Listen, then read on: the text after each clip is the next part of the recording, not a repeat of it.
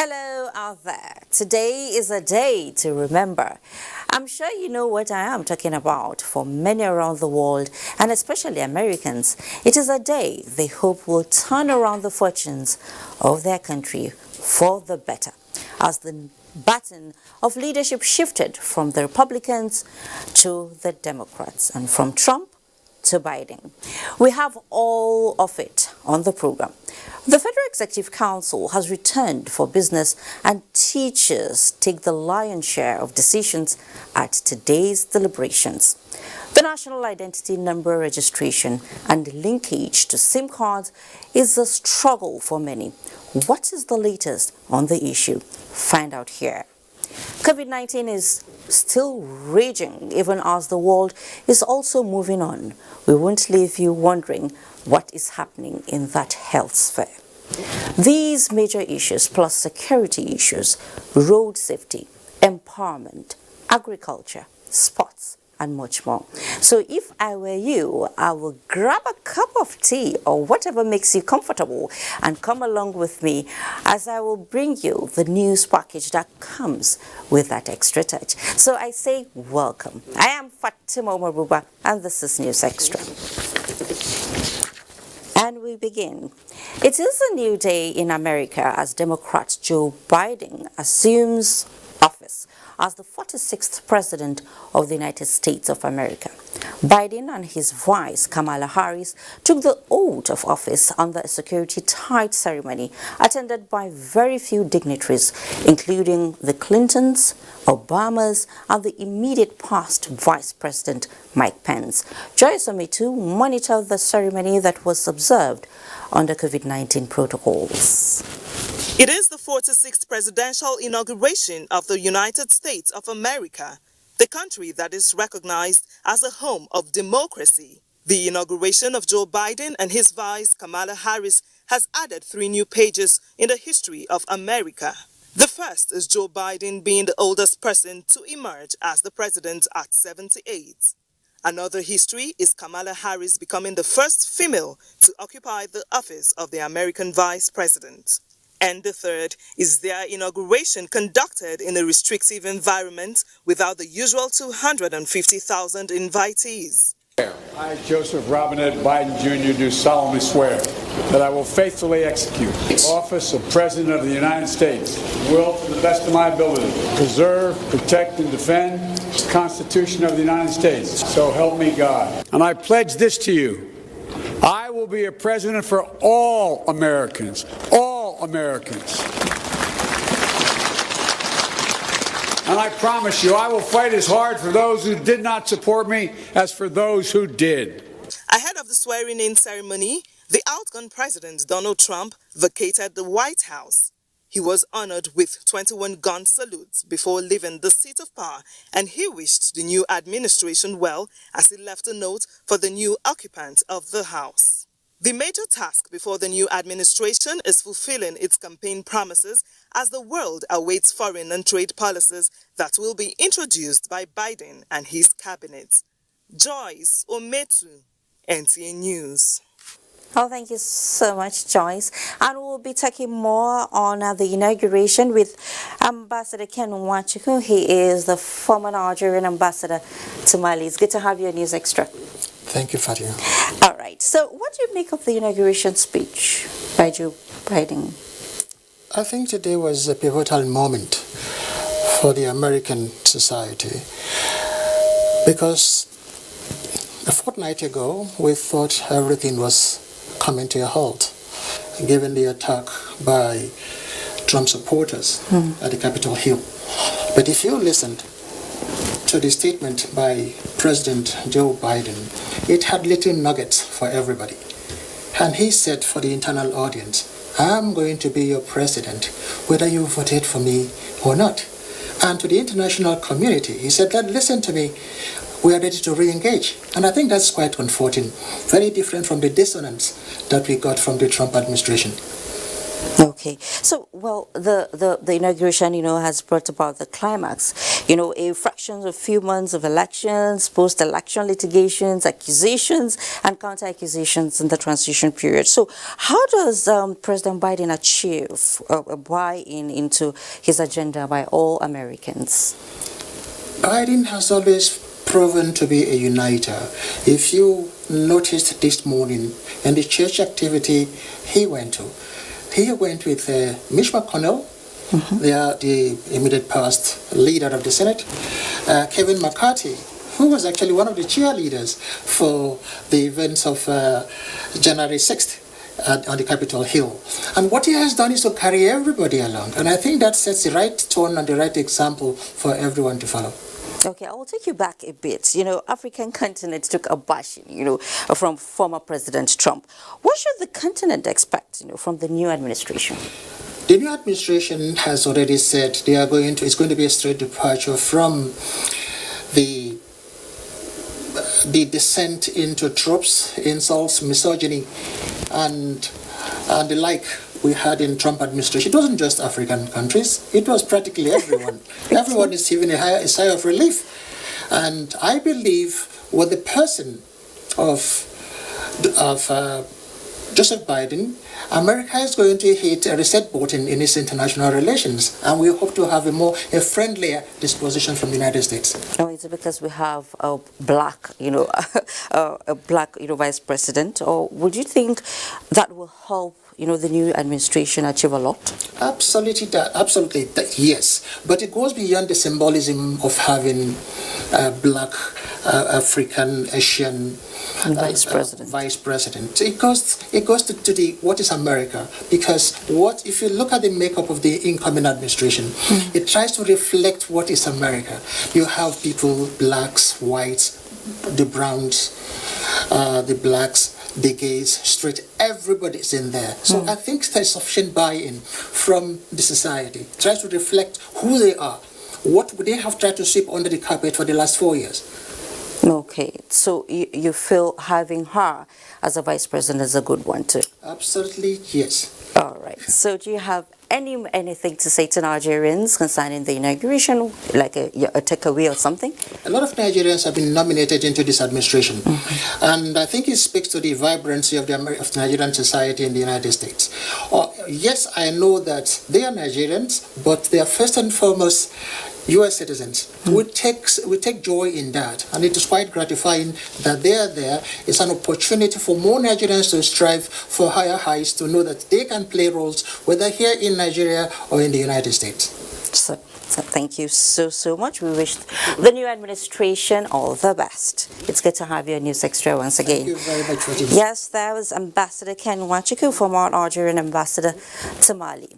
Meanwhile, President Muhammadu Buhari has congratulated Joe Biden and Senator Kamala Harris on their inauguration as President and Vice President of the United States of America on Wednesday, expressing hope that their presidency will mark a strong point of cooperation and support for Nigeria as well as the African continent. In a statement, President Buhari felicitates with the leaders and the entire country on the successful transition, which marks an important historical point for democracy as a system of government and for the global community as a whole. The president says Nigeria is looking forward to the Biden presidency with great hope and optimism for strengthening of existing cordial relationship, working together to tackle global terrorism, climate change, poverty and improvement of economic ties and expansion of trade. President Buhari and Nigerians rejoice with President Joe Biden, sharing the feeling that the first woman elected Vice President of the United States has an African and Asian ancestry. And we'll head to fact. A bill seeking to give a legal backing to the harmonization of retirement age for teachers in Nigeria has been approved by the Federal Executive Council. The Minister of Education, Adamu, who announced this while briefing journalists after the council's meeting, described the bill as a giant step forward towards enhancing teaching and learning in the country. And State House correspondent Adamu Sambo has the report. This is the first meeting of the highest policy decision-making body of the Nigerian government for the year 2021 and the 30th to be held virtually in the new normal. With President Muhammadu Buhari presiding, the meeting considered and approved several memoranda aimed at sustaining Nigeria's trajectory on the path of socio-economic development for a prosperous future. One of them, a harmonized retirement age for teachers in Nigeria Bill 2020, to be forwarded to the National Assembly for enactment into law. The essence of the bill is seeking for approval so that there is legal backing for the new retirement age of 65 years for teachers. And then the service period being extended to 40 years. The President approved the reintroduction of bursary awards, which I told you here last year, improving teacher quality, funding teaching practice now from TET fund, rural posting allowance, science teacher allowance, and then of course we had the Teacher Registration Council of Nigeria, TRCN, under us that has professionalized the profession. The intention, the minister explained, is to attract and retain the best brains in the teaching profession towards improving educational standards. I want to assure teachers that this government will do to them what has never been done. And this is the biggest step. All the promises the President made, all the approvals that he had given me of some special packages for teachers would now begin to be put into effect because this is the legal backing that is required for it. Also approved by the Council is the award of contract for the upgrade of electricity component in the Calabar Free Trade Zone area. The contracts were initially awarded in 2018 to upgrade the electrical facilities in the Free Trade Zone area, and it was not completed. So we brought a memo, and the Council approved the sum of 1,484,000 naira for the completion of the electrical upgrade of the Calabar Free Trade Zone area. On his part, the Minister of Agriculture, Muhammad Sabo Nanono, secured the Council's ratification of a treaty on plant genetic resource for food and agriculture.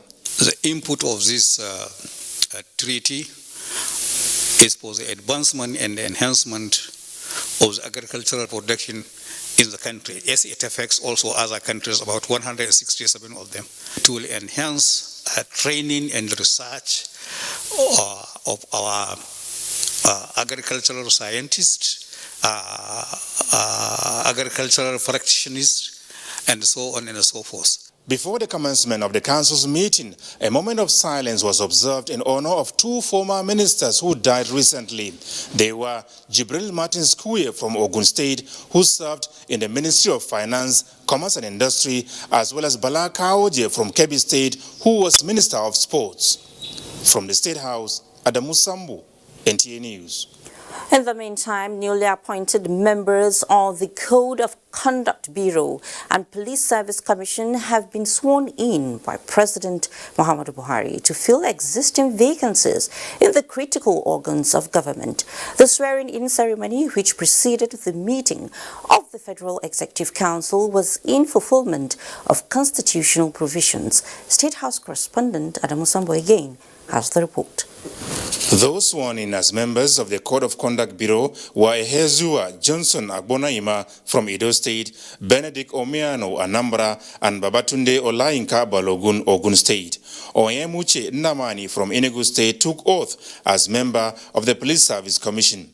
The Code of Conduct Bureau is established to maintain a high standard of public morality in the conduct of government business and to ensure that accountability is not compromised in actions and behavior of public officers. For President Muhammadu Buhari, whose administration's hallmark is the fight against corruption, this is one agency of remarkable significance. And indications are that the newly appointed members are coming on board to make a world of difference. I have all my life attempted to fight indiscipline, corruption, and general audacity in the society. I've used my position as a police officer to do so over the years. So having me been invited over to a Code of Conduct Bureau means that this is an opportunity to actualize those things that I've been conceptualizing. I would not be in a position to bring this thing to the doorsteps of Nigerians. This is how we should conduct ourselves. This is what the law says. And by the grace of God, we tend to not just preach it, we want to enforce it. What is important to me and to my colleagues, I believe that this country deserves to get the best. Corruption has eaten up deeply, and it's so sad. President Buhari cannot just do it alone. It will require everyone. Let us put Nigerian first. The president will not regret appointing me as a member of the CCB. But I will do my best. I'll make sure that I will write my name in the annal of history. The newly appointed member of the Police Service Commission also promised to make the desired impact in the discharge of his responsibilities. I will contribute my own quota to trying to see where I can raise the standard. You know, NSAS, I know all the problems of Nigerian police. It's a familiar story. We'll try and do what we can do to have positive changes in the police force. The Police Service Commission has a mission to improve service delivery in the Nigeria police force by promoting transparency and accountability. From the State House, Adamu Sambu, NTA News. Now, there seem to be misconceptions in some quarters regarding deadlines for the ongoing linkage of National Identity Number, NIN, with SIM cards as directed by the federal government. ICT correspondent Joseph Johnson set out to seek clarifications on the matter and also explored the latest on the registration exercise. The gate of NIN-SIM's headquarters, few enrollees still gather. Some insisting to get in, while others look through the list of centers in search of where to go for enrollment. While this is on, the Technical Implementation Committee under the Ministerial Task Force had on Monday reviewed the exercise and found out that 47.8 million NINs have so far been collected by the mobile operators. Many Nigerians are yet to understand the deadlines, though. The presidential directive of the deadline still remains, and it is February 9th that for people that don't have NIN to have the NIN, and also for the people that already have NIN to make sure that they link it to their SIM. And on the foreigners, that we have worked with the Ministry of Foreign Affairs, and we set up a special center for the foreigners since Monday, and they have been working in foreign affairs. At the Ministry of Foreign Affairs, the said center for enrollment of members of the diplomatic corps was busy in a calm atmosphere and in compliance with the social distancing and face masks protocols to check COVID-19. The opposite seems to be the case at the Wuse Zone 3 Center, where a small crowd wait to be enrolled. Frustrations are still noticeable despite the steady progress. Since morning, nobody is attending to us. They will come and pick maybe 5 of us, and they will stay 5 hours inside, while others are inside some. They should look onto it, please. We are all in pains. Look at many of us. Even some people came before me. There's a woman here, came on 6. They have not done it. And they said they have various centers. And if you go to another center, it's the same challenges that you are facing. While NIN-SIM waits for more systems from telcos operators to speed up the enrollment process, there is optimism of achieving the desired results within the stipulated period. Joseph Johnson, NTA News. I will take you to Niger State now, where the race is still on for NIN registration, with crowds of applicants besieging the National Identity Management Commission designated centers in parts of the state to beat the deadline for registration, verification and subsequent linking of their national identity number to their SIM cards. Abdullahi Suleimanyaji monitored the exercise and now reports. Available records from the Ministry of Communications and Digital Economy indicate that over 47.8 million national identification numbers have been submitted to telecommunications operators following a directive for subscribers to link national identity numbers to SIMs before stipulated deadlines, leaving 84% of mobile subscribers at the risk of having their SIM blocked. Out of this number are residents of Tafa and Suleja local governments. Since morning I was here, I couldn't get anything. Local government authorities and those saddled with the registration exercise bore their minds on the uphill task. The best I should even advise the organization to do is to make it online. You can go to any computer office and make your registration and make things easy. The machine cannot carry the labor of National Identity Management Commission. Many applicants appealed for the extension of the registration deadline to allow them complete the process. Abdullahi Suleiman Yaji, NTA News. Thank you, Abdullahi. It is good news for prospective members of the All Progressives Congress who intend to formalize their membership of the party during the forthcoming membership registration and revalidation exercise set to commence next week. Chairman, Caretaker and Extraordinary Convention Planning Committee of APC, Governor Maimala Buni said strong sanctions await defaulters of the exercise, and Salihu Abdullahi Gwanara has that. The party will deal decisively with anyone or group who attempt hijacking the exercise. In addition, he is confident that the party has adequate backup materials to ensure a successful exercise and that no one is disenfranchised during the exercise expected to commence on the 25th January 2021. Being the second exercise since its formation as a political party in 2013, the party, Governor Muni says, is expecting to harvest more members into the Progressives family. Millions of youth who attain the age of 18 years and above have joined the party within this period could not be registered.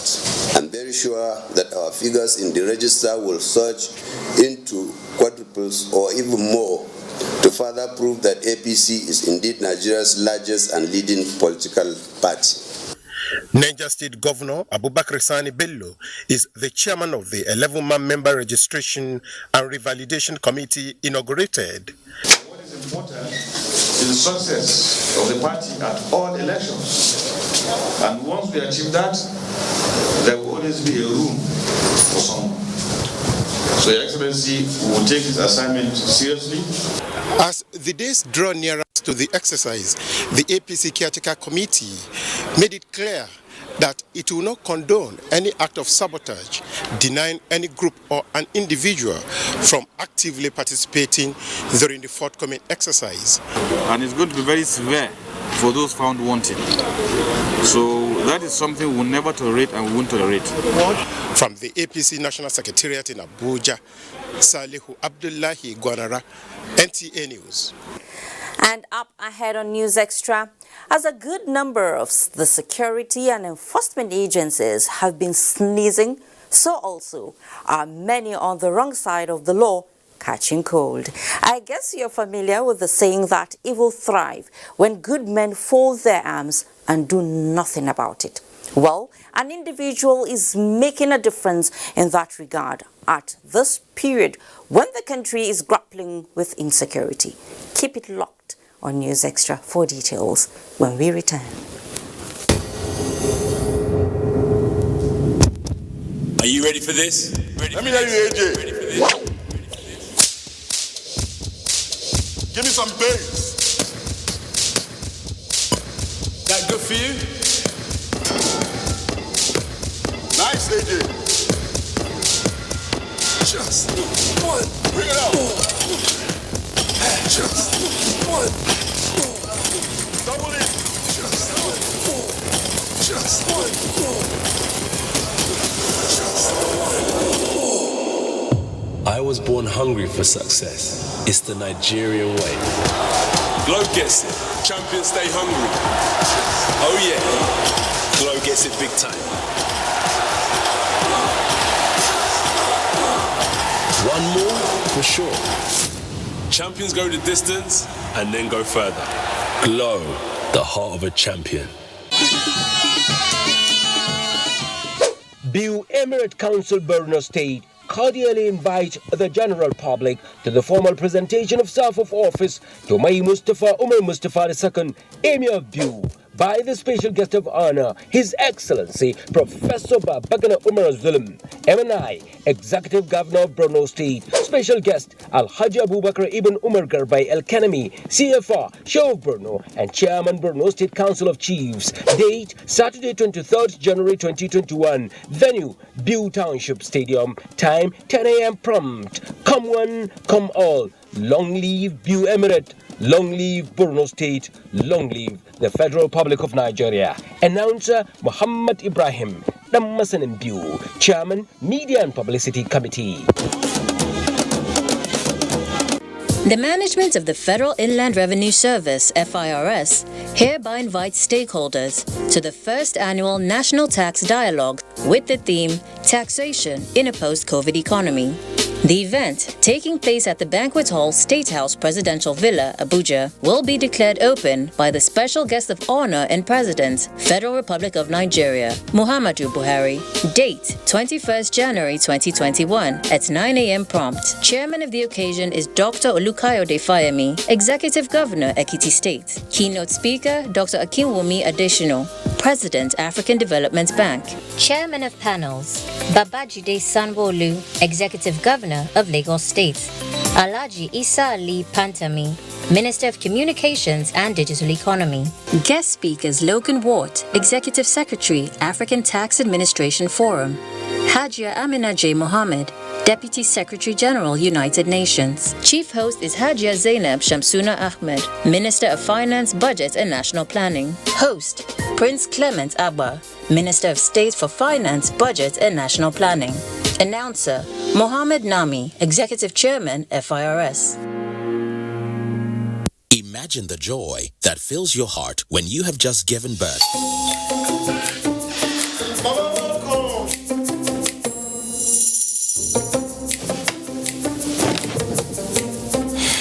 Whatever your size, we got you.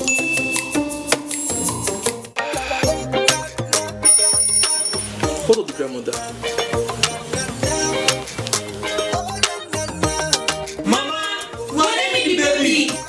With our Buy Right chat, you can get the best mattress that goes with your body weight. Don't just buy a mattress, buy a Vitafoam mattress. The name of the baby is Stella. Vitafoam, the fine art of living. The day the world stopped was the day we found where to go. From now on, Stella's ready.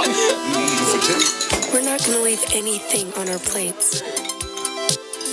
Because we've learned to savor the moments that were always there. And they never tasted this good.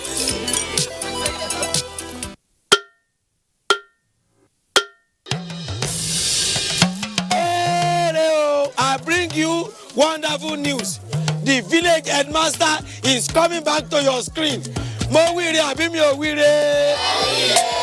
Teacher yo mo, a fẹ́ lọ wá nǹkan jẹ. Teacher yo mo, a fẹ́ lọ wá nǹkan jẹ. Ọmọ onírẹsì ti dé. Ajebo na better school for last gidi. Not be all this on a rugged school for Ijabi. I don't know for you. Second, it's called Oja Village. Kadesi, we no happy at all. And I know that even you too, you are getting a lot of orders too. Hey, we are trying, shall we? Sweep her leg out. She was standing there. Sweep it. I love you so much. And how did I give you the impression that I was interested in that position? 50-year anniversary. You mean anniversary? I mean, I talk with that now. Not for me. You want make I die? Not for me because of Pamio.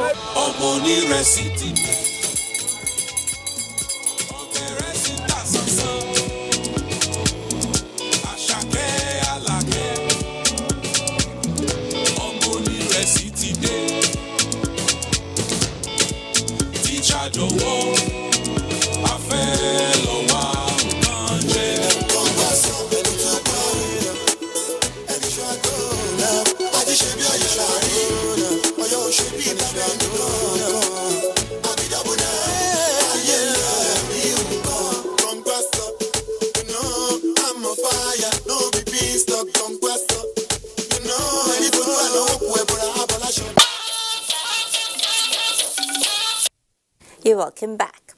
This next story is a good example of the role religious, community and traditional rulers should be playing in these trying times. We hear in continuation of his efforts to sensitize Fulani herders and rural dwellers against acts of banditry. A Kaduna-based Islamic scholar, Sheikh Ahmed Mahmoud Gumi, has secured a truce between groups of armed bandits in some volatile areas of Birnungwari and Giwa local government areas of Kaduna State. Suleiman Abdullah Irrigation reports on the latest on the mission. Sheikh Ahmed Mahmoud Gumi, leading a group of Islamic scholars, and the Commissioner of Police Kaduna State Command, Umar Muri, who represented the Inspector General of Police, Muhammad Adamu, to dialogue and educate headsmen on the need to renounce kidnapping and banditry in Gamagera local government area of Kaduna State. Those of them at the forum, including 25 commanders, agreed to lay down their arms and turn a new leaf, pledging to support the initiative as a demonstration of their trust and belief in the peace advocacy embarked upon by Sheikh Ahmad Mahmoud Gumi. Kaikira, komandojin daji sun karba. Being a follow-up to the recent visit to Kaduna Abuja Road, the interface with Fulani herders in Birnungwari, Giwa and Soba areas of Kaduna State is seen by many as a great success. I appeal to you all to have trust in us. We will assist you in many positive ways. I plead with you in the name of God to renounce all forms of crimes. The cleric also laid foundation for the grazing reserve for herders at Gamagira Soba local government area. Suleiman Abdullah Irrigation, NTA News. A wonderful development, I must say. Crude oil theft has remained a major challenge to security agencies in the country. But while the Nigerian Navy and other security agencies continue to record successes in the fight against oil theft, the perpetrators of the criminal act seem unrelenting, as Olubukola Aduwo reports. Statistics from the Nigerian Extractive Transparency Initiative (NETI) indicate that Nigeria loses over 138,400 barrels of crude per day, which is around 7% of the country's total production, especially to theft. Worried by the huge revenue loss and the attendant degradation of the environment, the federal government, through the Nigerian Navy, set up the Swam Boogie operations in riverine areas of the country, which has recovered over 75 billion naira worth of stolen petroleum products in 5 years. This naval anti-theft initiative has been most effective in riverine communities in Ondo State. For instance, the Naval Forward Operating Base Igbokoda, during one of his routine patrols in the oil-producing Ilaje local government area of the state, apprehended 24 suspects with some of their tools of operations. Also intercepted were 150 drums of illegally refined diesel parked in 6 wooden boats. I am appealing to the general public, especially the communities where we operate, that security of lives and property is no longer one-man business.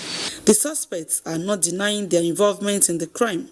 It is what drove them into the illegal activities that varies. I have to find something to also for myself. For me not to be on the street roaming, that's why. The suspects are now being handed over to relevant security agencies for further investigation and prosecution. In Akure, Olubukola Aduwo, NTA News. Here's a question.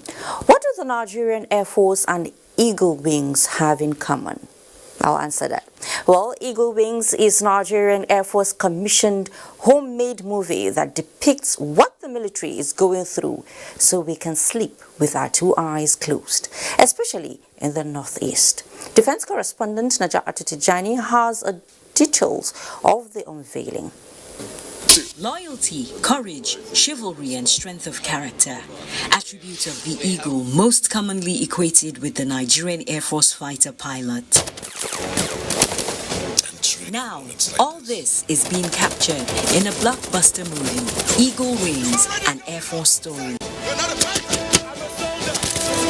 Boasting an all-star cast of Nollywood actors, it offers a glimpse of the role of the Air Task Force and the Special Forces Regiment known as the Panthers in the fight against insurgency. NTA was at the private screening of the yet-to-be-released action film. Eagle wings will make the personnel themselves work even harder because they will see that actually people appreciate them.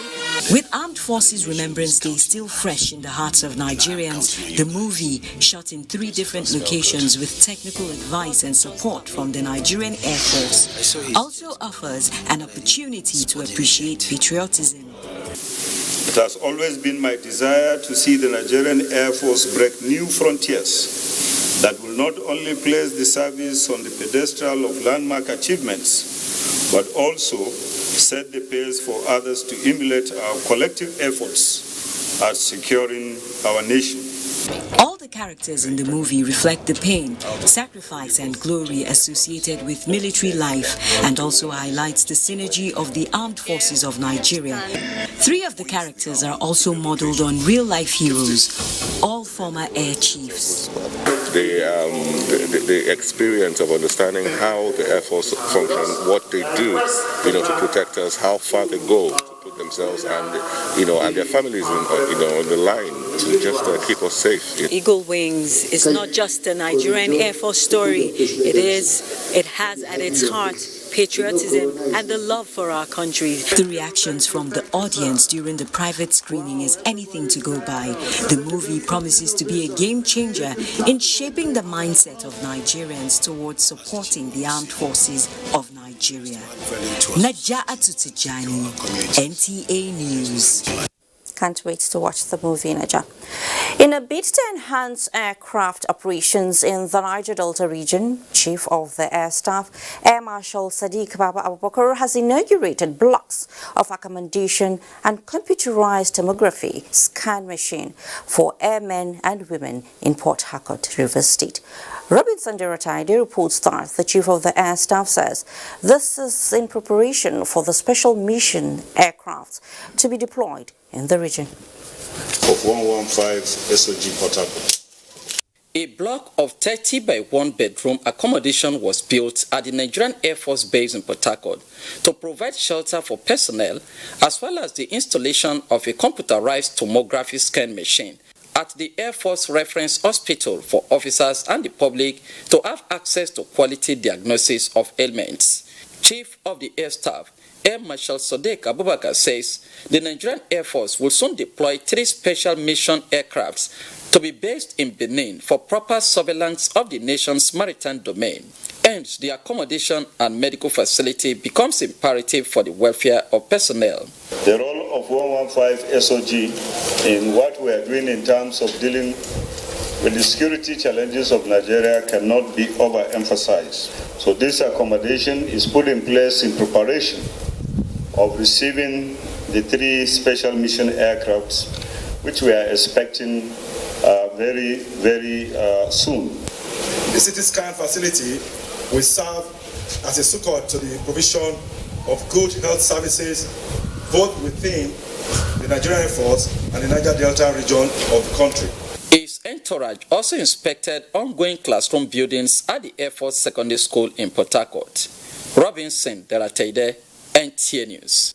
In another development, the community-based policing strategy has continued to gain precedence as an effective method for security and crime prevention in the society. Leon Leneke reports that this was demonstrated during the inauguration of 5 projects at Area B Force Headquarters in Apapa. Safe work environment no doubt motivates staff to deliver on targets, especially when facilities are up to date. This is the case with the Area B Command Headquarters of the Nigerian Police Force in Apapa, as the police formation transforms from a dilapidated state of its facilities to what can now be described as a befitting work environment. The Area Commander, Assistant Commissioner of Police, Akimbayo Olasukomi, on resumption, decided to give the facility a facelift. 2 new blocks of 15 offices and laundry were added to the existing structures. We spend ample time of our daily lives in the office. So I do not see anything wrong in keeping or renovating my command to such an extent that it will improve the quality service delivery of my officers and men. He put a class of excellence, distinct, into what he's doing here. The Assistant Inspector General of Police in charge of Zone 2, Ahmed Ilyasu, commended the leadership of the command for the initiative, emphasizing the importance of community policing to the success of the force in curbing crime. We are seeing the dividend it has taken root. It means community problem has different solutions to profile, not only to the security architecture, but to other aspects of the welfare of the society. Reducing crime and criminality through communal efforts is what has been demonstrated at the Area B Police Command headquarters. In Lagos, Lynn Lenake, NTA News. Increasing statistics of drug addiction, especially among youths in Kano, has compelled the evolution of multidimensional approaches in tackling the problem headlong. For the NDLEA in Kano State, the focus now is on rehabilitation and integration of drug addicts into mainstream of the society, in addition to seizure of illicit drugs and arrest of drug dealers. Yohannes Hassan Barrow reports that more than 1,000 addicts were rehabilitated last year. Before now, drug abuse has eaten deep into the fabric of development in Kano State, where it is reported that the state has the highest prevalence of substance abuse in the country. In 2020 alone, the command succeeded in destructing not less than 11 acres of Indian hemp plantation, a clandestine laboratory, and seizure of 0.38 grams of heroin, as well as 0.138 grams of cocaine. It was a bumper harvest by the National Drug Law Enforcement Agency command here in Kano, as in 2020 alone it was able to intercept more than 9 tons of psychotropic substances, among them more than 7 tons of cannabis sativa. It has reiterated commitment to bring Kano down below the ladder this year. It was rated as the 6th, as against the 1st by the United Nations in previous years. Apart from that, we had 87 convictions, which included 84 males and 3 females. We screened will be commissioners, will be permanent secretaries, and we also screened those to be appointed offices of chiefs by the Emir of Kano. In addition to the seizure, more than 1,000 drug addicts were also rehabilitated by the command in their under review. This young undergraduate student of computer engineering is among those currently undergoing rehabilitation. There's nothing you can do, more especially when it's been long. You cannot control it. Things like the rehab are things you need. His story has, however, changed with the counseling by the narcotic officers. Times when you have a break from the drugs, you yourself will ever realize that using is not cool at all, and you won't intend to go back. With these efforts, the life of these young students and others living on the streets of Kano will bring a new look to life in no distant future. In Kano, Yohannes Hassan Barrow, NTA News. Let's talk road safety. The Federal Road Safety Corps will begin to arrest commercial and articulated vehicles without the speed limiting device properly installed in their vehicles. Corps Marshal FRSC Boboe Oyeyemi announced this while reiterating the need for vision acuity test to be carried out by drivers as part of measures to curb road crashes in the country. Oyeyemi Ajay reports. Between 20th December 2020 and 15th January 2021, 581 deaths were recorded from road crashes in the country. Overspeeding, fatigue, brake failure, lane indiscipline, amongst others, have been identified as major causes. But the FRSC has emphasized that absence of speed limiting device in most of these commercial and articulated vehicles plying the road has been a major contributor. However, this first virtual meeting with transport stakeholders by the FRSC is to address these problems with decision on enforcing the presidential order on curbing road crashes in the country. All commercial vehicles, irrespective of the category, must cause their members to install speed limiting device. We have about 80 vendors. In addition, we are calling for compulsory vision acuity tests for the drivers. Most of the drivers don't see well at night. We are now directing all the stakeholders as a matter of urgency to activate the vision acuity test for all their drivers. The transport stakeholders commended the FRSC for efforts made so far in ridding the highway of crashes as they cooperate with the call. We have aligned with the call in the area of this we call phase 2. That is the safety valve. The Corps Marshal also charged the transporters to adhere strictly to COVID-19 directive with enforcement of the use of face masks in the vehicles as well as a 50% capacity reduction of passengers. In Abuja, Oyeyemi Ajayi, NTA News.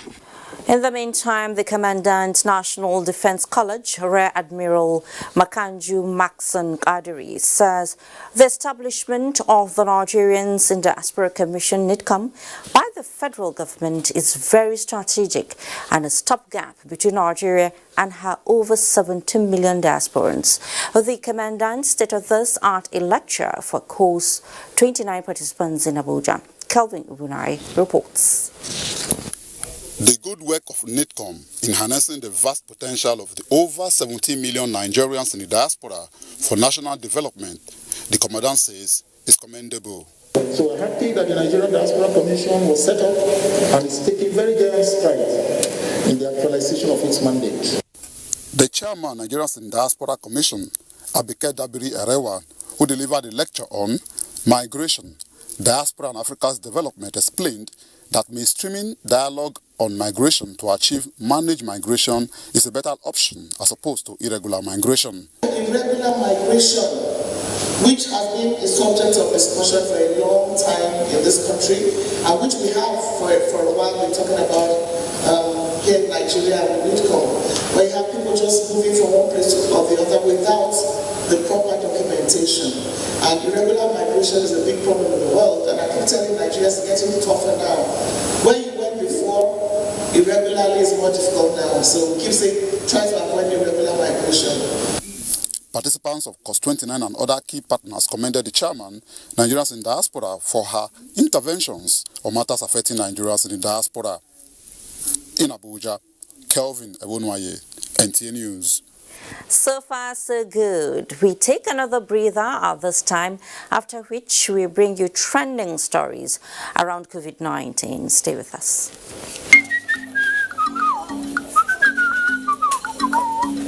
Ross, good afternoon. Sorry, good morning. I beg, please, I need 5K. Now, emergency matter, I'll return it back next week. 5K?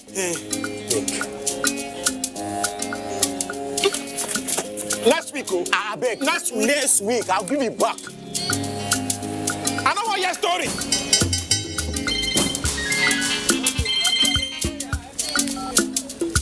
Hello? Bro, what's in the apple? I beg, I need 5K next week. Now only you pay help me. Oh, yeah, come, now come, I dey shop. Bros, how far now? How market? I know say now next month you supposed to pay me those materials where I supply you last week. But the thing is, I need that 5K out of that money. 5K again? I beg, I need. Why everybody gonna ask me for 5K this early morning now? What's in the apple? I beg. Okay. First person 5K, second person 5K. 5K. Uche. Bros, yeah. See, how far that 5K now? I'm not gonna give you that money until you tell me what you want to do. Now Zenith Bank, Zenith Bank, they give 30,000 naira worth of gift to 50 of them customers every week. You don't mean it? Not true. All you guys do now to open bank account, leave 5K for inside, Go collect ATM card. Go register for their mobile banking app or star 966 hash. Easy banking. That's all. 50 people will win gifts worth 30,000 naira each every Friday from now till July 30, 2021. To qualify, simply open a Zenith Bank account. Fund your account with a minimum of 5,000 naira. Request and collect a Zenith Bank debit card, virtual or physical. Download and register on the Zenith Bank mobile app or register for star 966 hash easy banking. That's all it takes. Look my shop. I nothing can last. 25K now.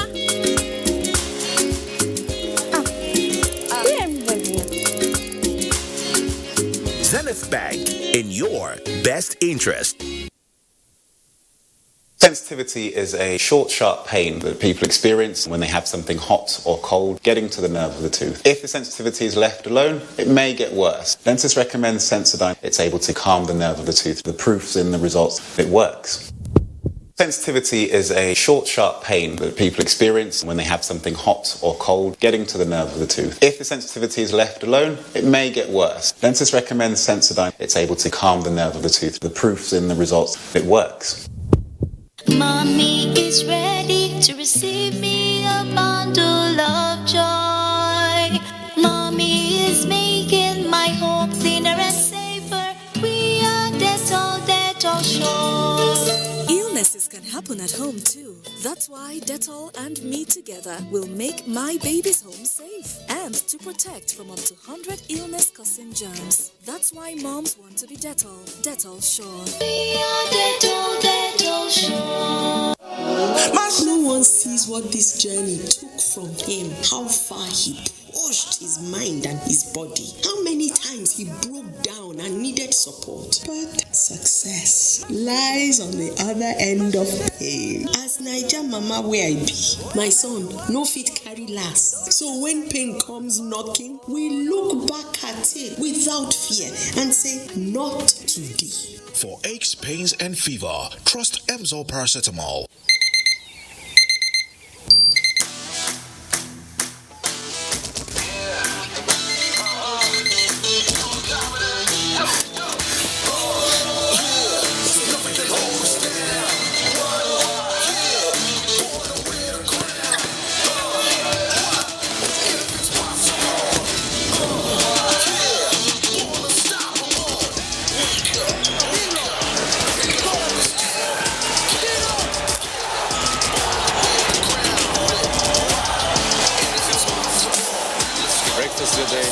Every day.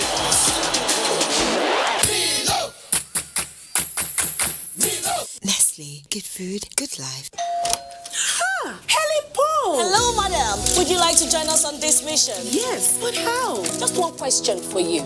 How do you keep your toilet clean? I use regular detergent and bleach for washing and removing yellow stains. I have been using it for years. Oh, madam, the regular detergents and bleach are used for washing clothes. To disinfect your toilet properly, you need Harpic 10X. It is specially made for germs and stains remover. Harpic sticker formula settles on stains and gives 10 times better cleaning compared to regular detergent and bleach. Wow! Now I'm convinced, Helen Paul. Really? Yeah! Now that she's part of the mission, the next house is yours.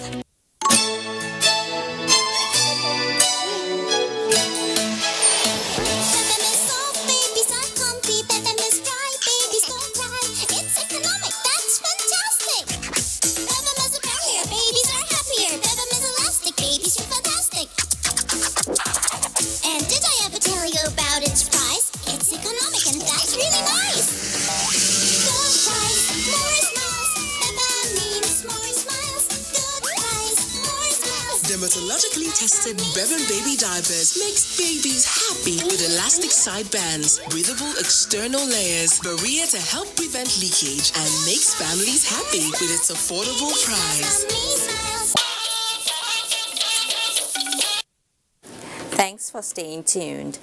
Patients who have malaria-like symptoms in Lagos State will henceforth undergo COVID-19 test before treatment. Governor Sanwo-Olu made this known while briefing journalists on latest efforts by government towards flattening the curve of the pandemic. Musa Toliet has details.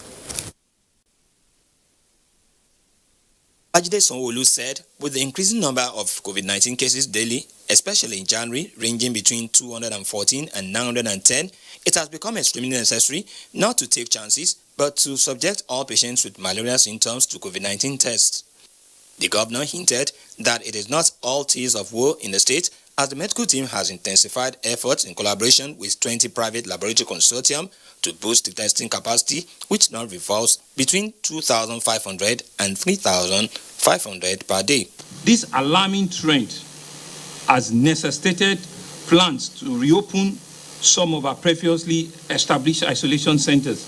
It is our hope that this would support our efforts towards containing the rising case and flattening of the curve in the shortest possible time. Governor Babajide Sanwo-Olu shed more light on the controversy surrounding the stay-at-home order for civil servants on grade level 14 and below and resumption of schools. Each ministry also has a calendarization. There's a roster of people that are within level 1 to 14 that are also allowed to come. So it's not everybody, it's not blanket, but just to ensure that the enforcement is real. He disclosed that as at 17th January, Lagos had recorded 41,374 cases. Out of this number, 28,452 have recovered, while fatality rate stands at 277.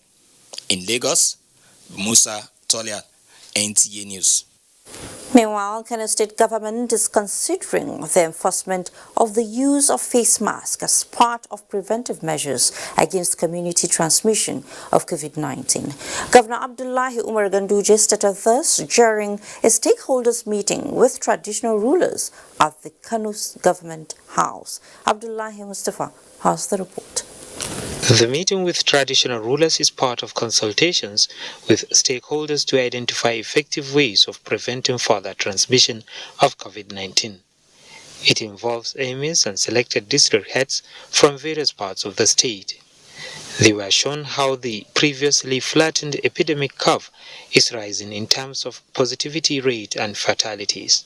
The situation Governor Abdullahi Umar Ganduje observes is worrisome and requires support and cooperation of traditional institutions in awareness creation. He also warned that when people fail to comply with the infection prevention and control protocols, especially the use of face masks, enforcement will be the next line of action. Because the use of the mask, I think, is the first preventive measure that we have to adhere to. Deputy Governor and Chairman Kano State Task Force on COVID-19, Nasir Yusuf Gauna, also disclosed plans to enforce the ban on the operations of events and sports viewing centers. Emir of Kano Amina Ado Bayero assured of traditional rulers' support towards mitigating the spread of the viral disease in the state. In Kano, Abdullahi Mustafa, NTA News. And as the second wave of COVID-19 sweeps across the country and schools reopen, it is critical to ensure comprehensive and efficient environmental health actions in all schools. Thankfully, the Federal Ministry of Environment says it is adopting continuous primary preventive measures by disinfecting schools of dangerous pests and vectors. The measure is in partnership with the Federal Ministry of Education. Onengifa Face tells us more. Decontamination of public places is a critical part of Nigeria's response to COVID-19. Several public places, including schools, offices, and markets, were decontaminated at the onset of the virus in the country. With the second wave of the pandemic already causing damage in the country, the Federal Ministry of Environment is remodeling the decontamination exercise from a one-off process to a continuous one, beginning with federal government colleges across the country. Viruses, bacteria, and some other microbes or pathogens, if you call them collectively, that can cause disease, can be eliminated by this decontamination and disinfection, because we use chemicals that are potent enough to kill viruses, bacteria, and the rest of them on contact. This is achieved through interministerial collaboration with the Ministry of Education. To implement the 8th resolution of the National Council on Environment. Minister of Environment, Mohammed Mahmoud Abubakar, wants the Ministry of Education to establish environmental health departments in tertiary education institutions to promote professionalism in environmental health and sanitation services in Nigeria. Onengie Fine Face, NTA News. The coronavirus pandemic has taken its toll on nearly all facets of life, with the educational sector not spared either. This has led to different measures being adopted to contain the disease, such as the academia struggle to keep its head above water owing to the attendant financial difficulties. BEM Higher examines the impact of the virus on educational activities and programs in Benue State and the reaction of stakeholders. On March 19, 2020, the federal government directed that schools across the country be closed to prevent the spread of COVID-19.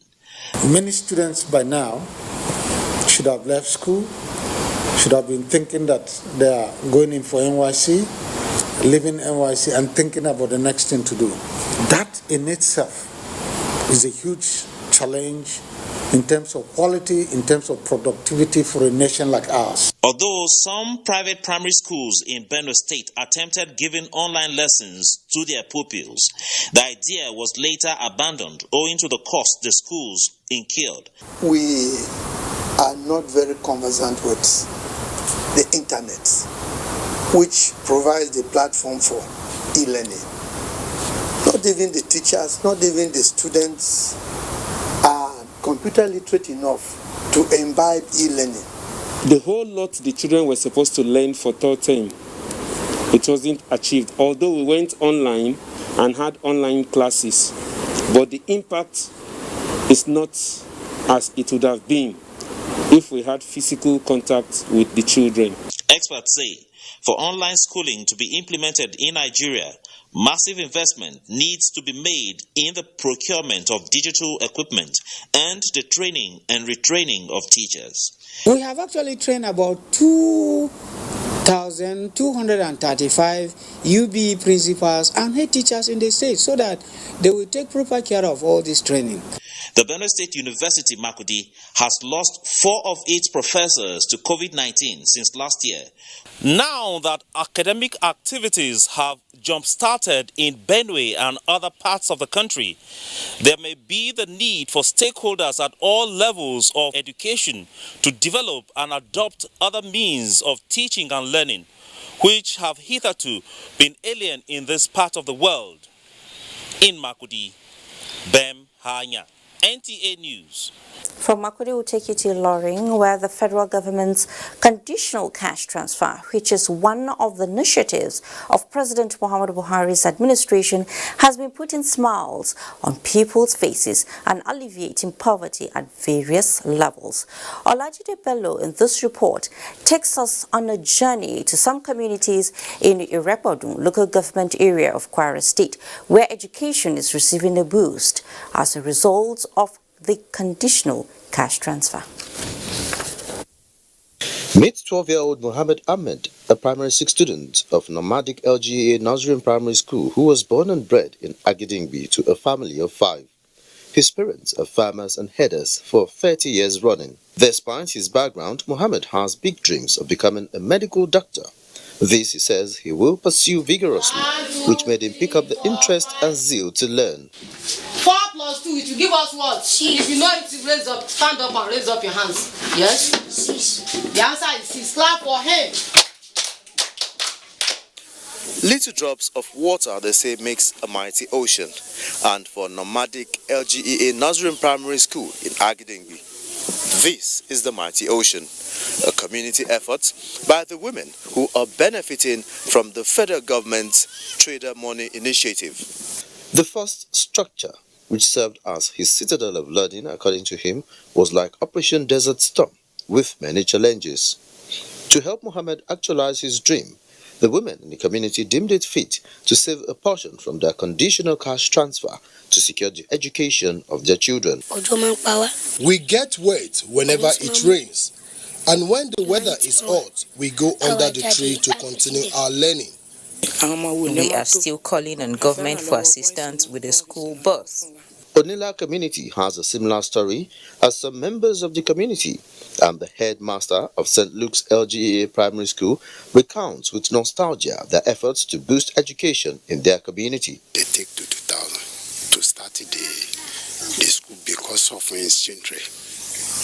Because they no fit to waka go to Agbamu or go to Umido.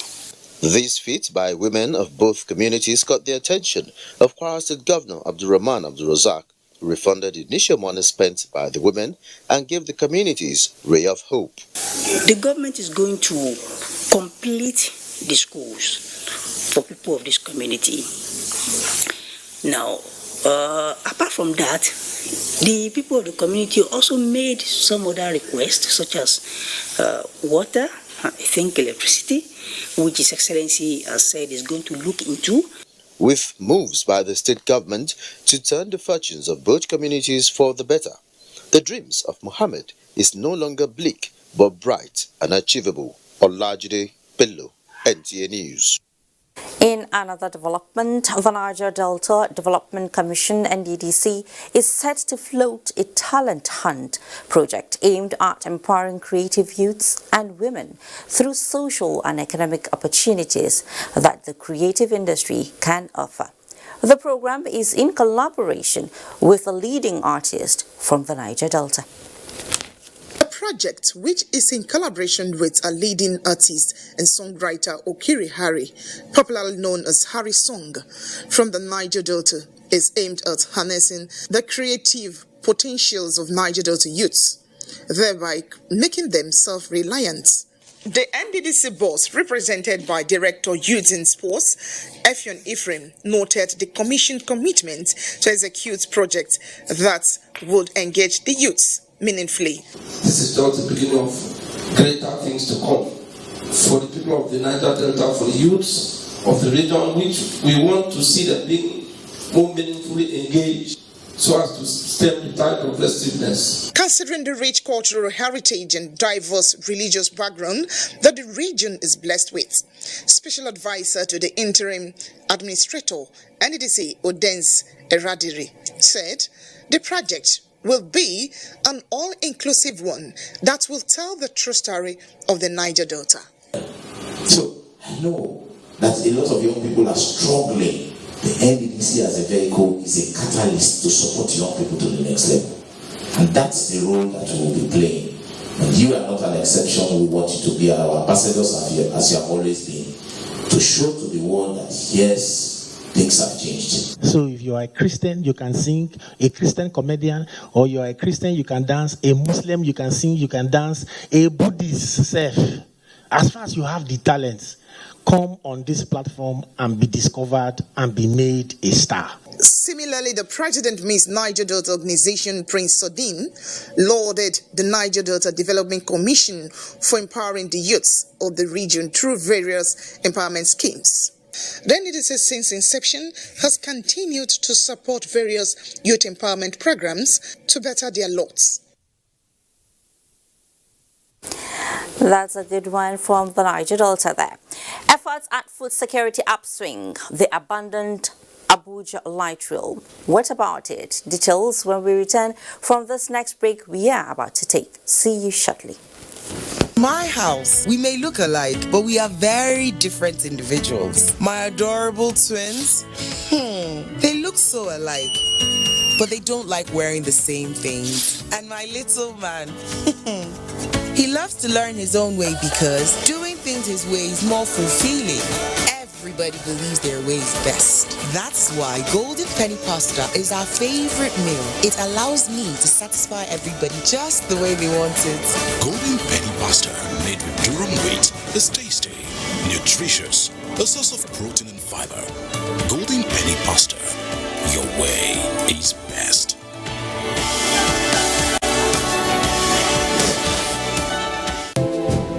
For over 70 years, we've practiced healthy hygiene habits together. The world needs us to keep our fight going against germs.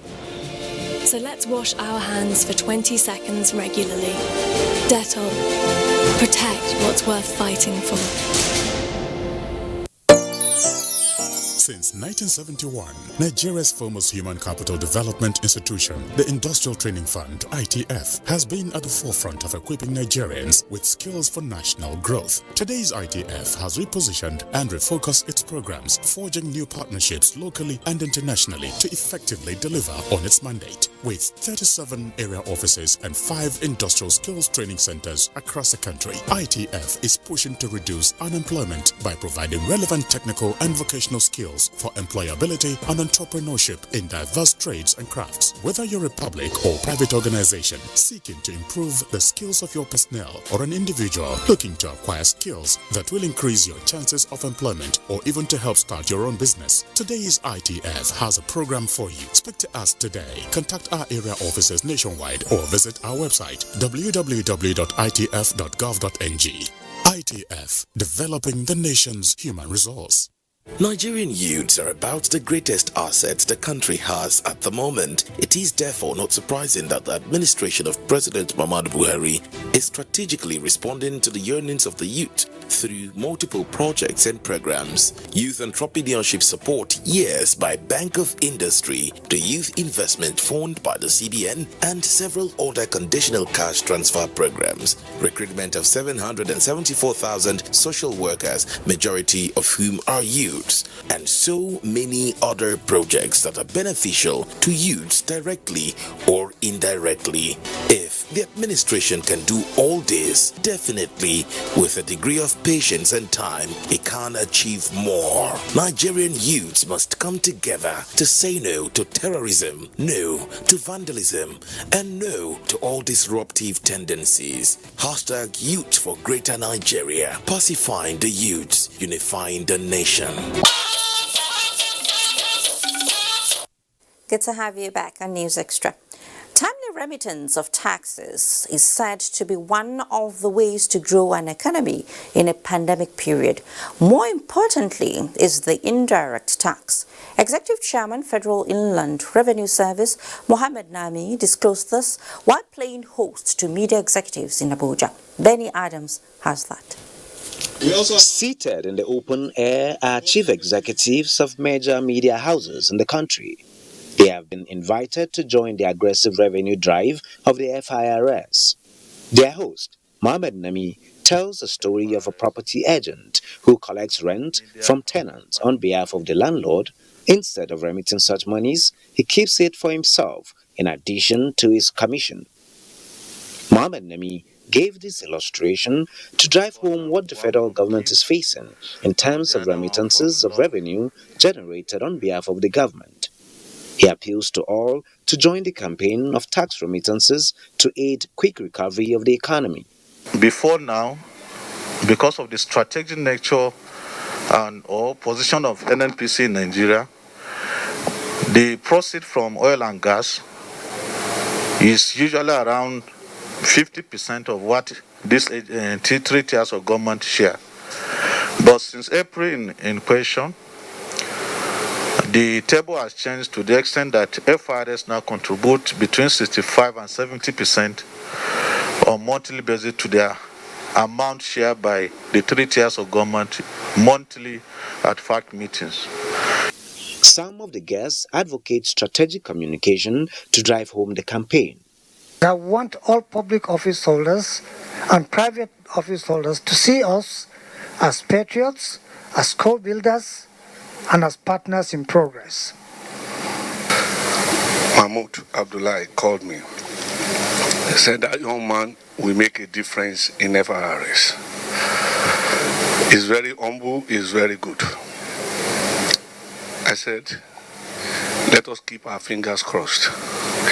And you have demonstrated that with 4.9 trillion target. The FIRS in the year ended generated 4.9 trillion naira, meeting 98% of target set for the year. In Abuja, Benny Adams, NTA News. Thank you, Benny. Let's talk on agriculture now. One of the ways of ensuring food sufficiency is irrigation agriculture, as it guarantees all year-round farming. It is on this premise that irrigation farmers in Plateau State are appealing to governments to assist them by providing modern facilities to boost their activities. Alisa Batu Andrew has the details. Irrigation farming in Nigeria dates back to the 19th century, where a majority of irrigation sites were located in naturally flooded swamps. As years went by, Irrigation farming became more and more mechanized, hence substantial investment by government through schemes for the farmers. Farmers in Plateau State are not left out of irrigation farming as they engage in the cultivation of crops. Irrigation farming to these farmers who till the land for years has reduced food insecurity and poverty to them. Irrigation farming is business, and I will say that it is a lucrative business. Now the irrigation farming is good, but we have challenge in terms of insect. They used to affect the potato if you didn't apply the insecticide. So to get the insecticides is not an easy. It's a big challenge for me in particular, in the sense that the lines, the water lines that we are seeing, they are not sufficient. The Plateau State Agricultural Development Project scored the state high for keying into federal government projects ranging from training, provision of improved seedling, to fertilizer distribution for high yield.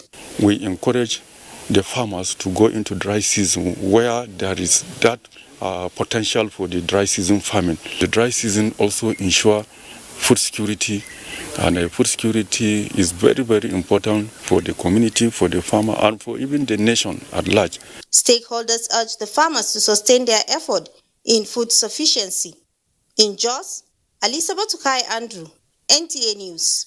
Rural women capacity in post-harvest value chain is gradually improving for income diversification and food sufficiency in line with the federal government's transformation agenda in the agricultural sector.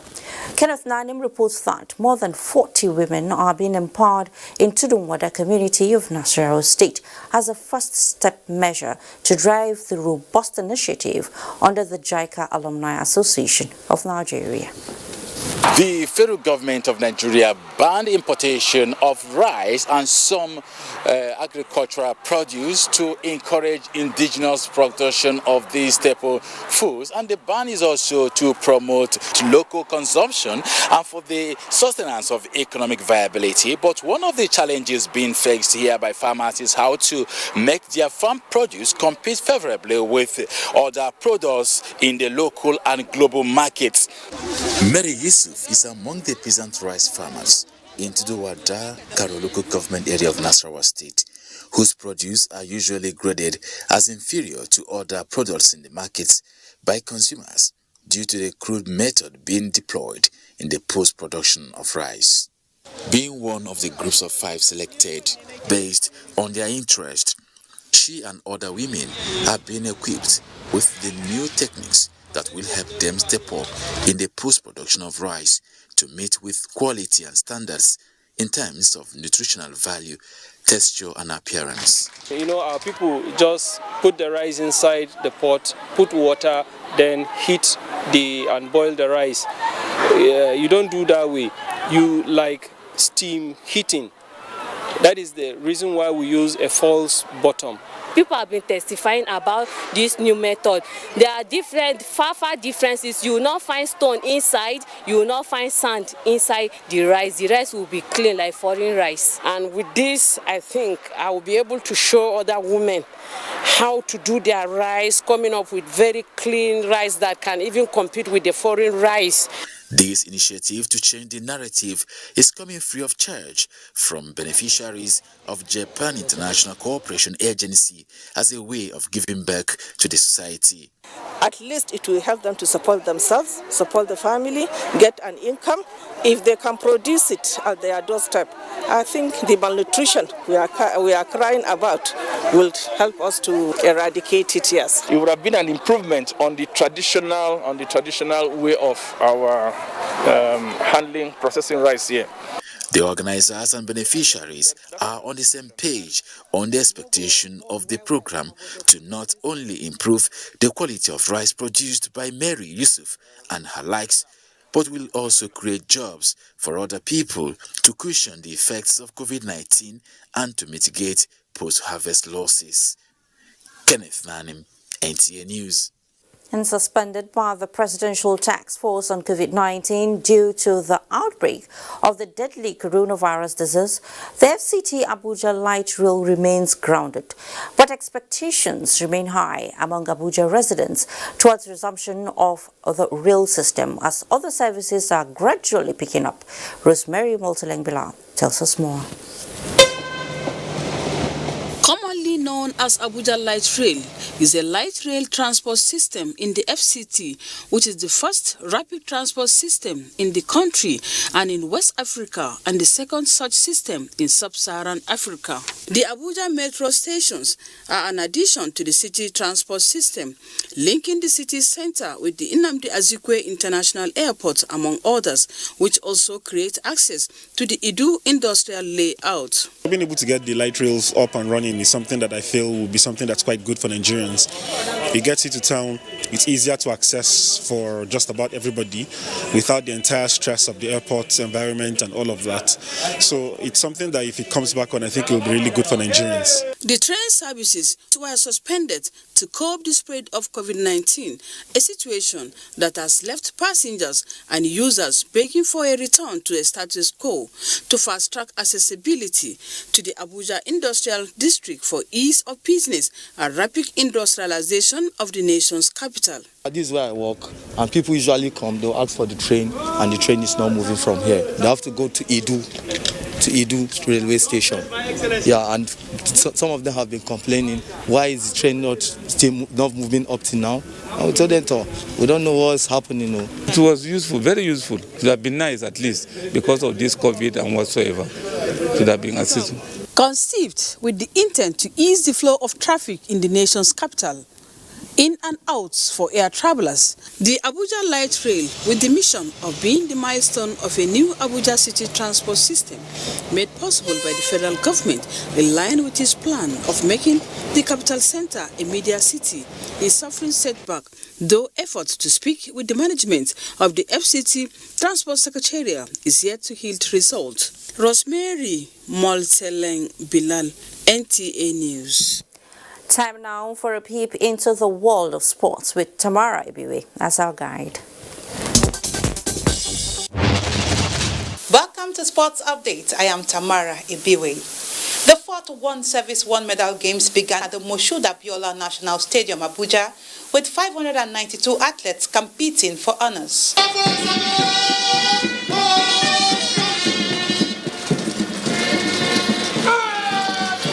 We have young guys that are talented. However, it's going to be difficult, but I believe that at the end of it, police will come on top. Permanent Secretary, Ministry of Youth and Sports Development, Nebolisa Anako, declared the event open.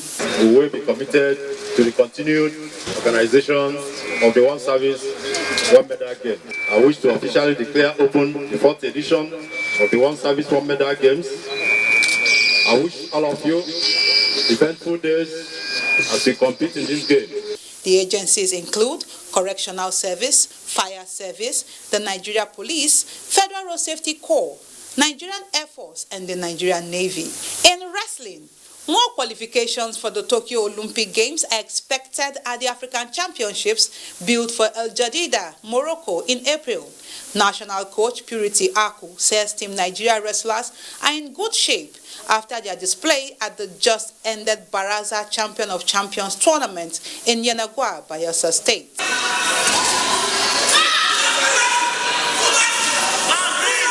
I'm very satisfied with the performance of our athletes. It shows we still have some serious wrestlers.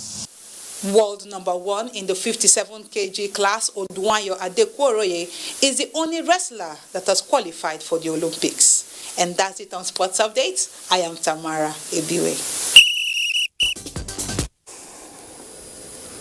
The Royal House of Obi Justin Nkeze Nwoko in Idumuje, Ugboko, Delta State, has announced the death of its fourth son, Prince Martin Nwoko, aged 92.